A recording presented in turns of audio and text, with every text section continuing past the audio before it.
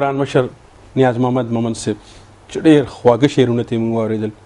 ما ته د صاحب شاه صابري یو دوه شعره رایاد کړل چې ستړی ستومانه چې د کاره راځم، ستړی ستومانه چې د کاره راځم، تا یادومه چې په لاره راځم.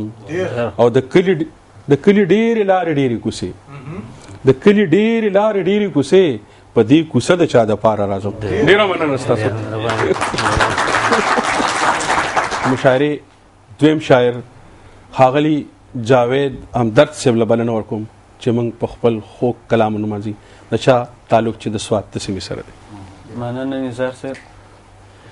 د غزل نه مخکې یو قطعه ده: پښتنو وروڼو که خپل نسل مو آزاد پکار وي، پښتنو وروڼو که خپل نسل مو آزاد پکار وي، نو خامخا به مو په منځ کې اتحاد پکار وي. او قام جوړول خو څه د خولې تشې خبرې نه دي، قام جوړول خو څه د خولې تشې خبرې نه دي، د دې دپاره به په یو بل اعتماد پکار وي. ډېر ښه ډېر ښه مننه.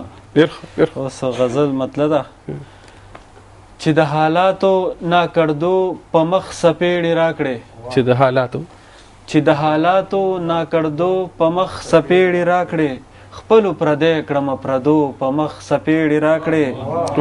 مننه.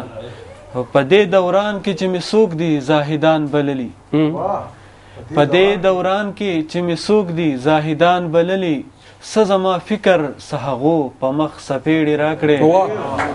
مننه.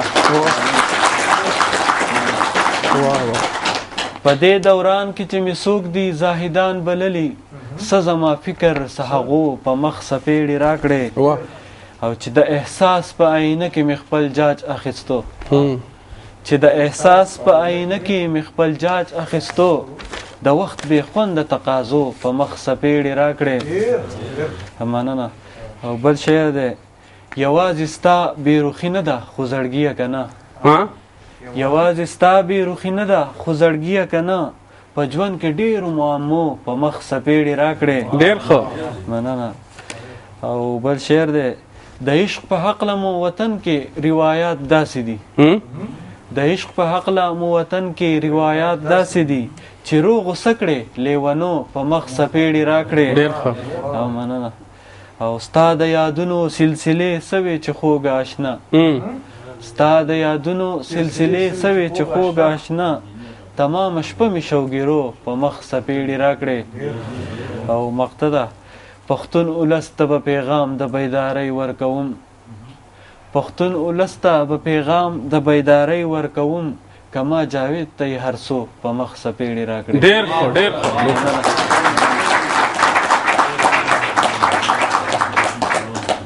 دا ښاغلی جاوید همدرد صاحب څوک چې نه صرف شاعر دی بلکې په فیسبوک کې د پښتو ژبې لپاره او د پښتو ادب لپاره ډېر په زړه پورې خدمتونه کوي.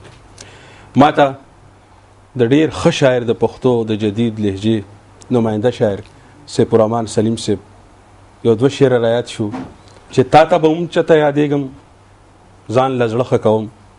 او دا پیروز صاحب د سلیم صاحب د ژوند اخري غزل و: تا ته به هم چته یادېږم ځان له زړه ښه کوم، تا نه به هم چته یېرېږم ځان له زړه ښه کوم، او ته په دې نه راځې خو زړه مې دلته بیا راولي، ته په دې نه راځې خو زړه مې دلته بیا راولي، زه چې ستا لاره کې ودرېږم ځان له زړه ښه کوم. او ډاکټر صاحب دا شعر دی پکې چې د ژوند غمونه داسې نه دي چې ما نشي موتی، د ژوند غمونه داسې نه دي چې ما نشي موتی، زه چې ستا زلفو کې پټېږم ځان له زړه ښه کوم.